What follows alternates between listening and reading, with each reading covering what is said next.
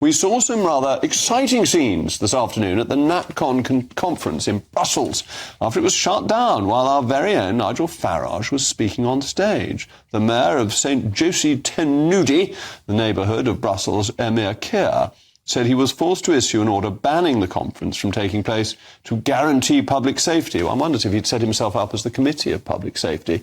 He then added that the far right is not welcome. The event had already changed venues 3 times after public pressure and previous attempts to close it down. Organisers of NatCon have responded by saying they will launch a legal challenge to Mayor Keir as his calls to shut down the event lacked legitimacy and that there was no public disturbance and no grounds to shut down the gathering.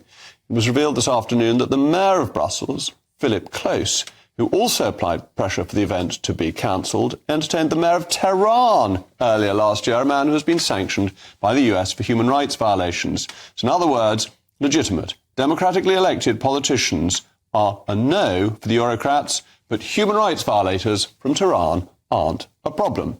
Well, joining me now is Jacob Reynolds, Head of Policy of MCC Brussels, who was at the event. Well, how nice to have a namesake on the programme, Jacob, and very welcome. You were there. So Nigel Farage was in full flow, and Inspector Clouseau comes in and says no.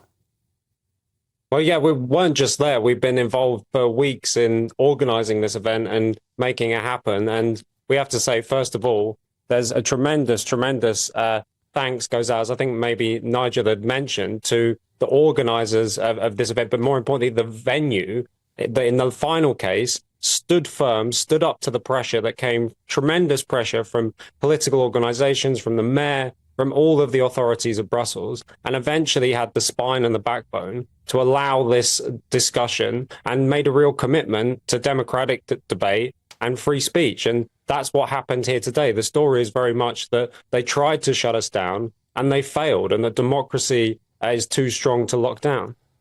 Well, I'm delighted that they failed because a number of the people there were elected. I spoke at the NatCon conference in London, and it seems to me that a European state that is tied into the European Convention on Human Rights, the Charter of Fundamental Rights of the EU, is acting very peculiarly when it tries to stop people who are elected in other EU member states from speaking. And I know we're not a member anymore, but there were elected people from other European countries. Well, what's clearly happening here is that in the run-up to the European elections, the European elite are running scared of the debate because they're well aware that they're losing the argument. That from the Green Deal to the farmers' protests to net zero, you name it, on a host of issues, the debate is running away from them. The people all across Europe are waking up to the fact that the EU has well overstepped its remit, is stepping in on the lives of ordinary people and of the kind of democratic prerogatives of nation states. And they know they're losing that argument. And that's ultimately what this is about, is that they have no other recourse other than to try and shut down people with dissenting views, because they know that every time it's put to the debate and the discussion, when it was put to the referendum in Ireland, when it was put to the referendum, the recent referendums in Ireland on family issues, or obviously Brexit, they know that they lose the argument because the one thing that we have is the vote. Well, that was very interesting, seeing those pictures which are being broadcast of the police going in and using this excuse of public safety. This is from the playbook of Mr. Putin, isn't it? Well, what's going on is this kind of soft authoritarianism, which has a very hard edge, as we saw with the police literally coming into the venue. But what they're trying to do, and they use the kind of pretext of there being a safety concern to fulfill what is ultimately a political decision. And this happened to us in the first venue, happened to us in the second venue, and they tried to make it happen to us in the third venue, and only for the kind of courage of both people involved in organising and attending the event, but most importantly, the venue itself. Like, only for that courage did this happen. But as you say, it's this pretext of safety that they use as an excuse to close down debate because they're running scared of the argument. Well, thank you very much, Jacob, for joining me. Still with me is my panel, barrister and former Tory MP Jerry Hayes and the former Labour aide and public affairs consultant Stella Santakidou. Jerry, this is extraordinary, isn't it? No, because obviously the man is a bigoted nutcase. I'm talking about the mayor of Brussels. Oh, the mayor. Not that Jacob. Not all Jacobs are mad.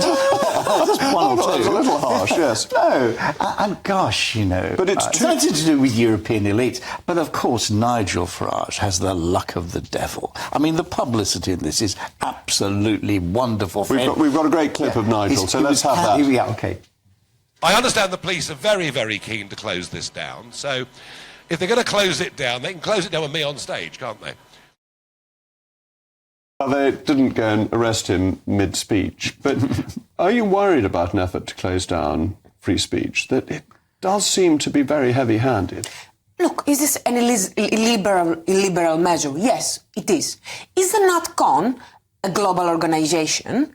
And is the Brussels mayor is it under his right to do whatever he wants in his own city, in his own country? Yes, they absolutely are. I think what we're looking at here is a local community that has come and said, we feel threatened.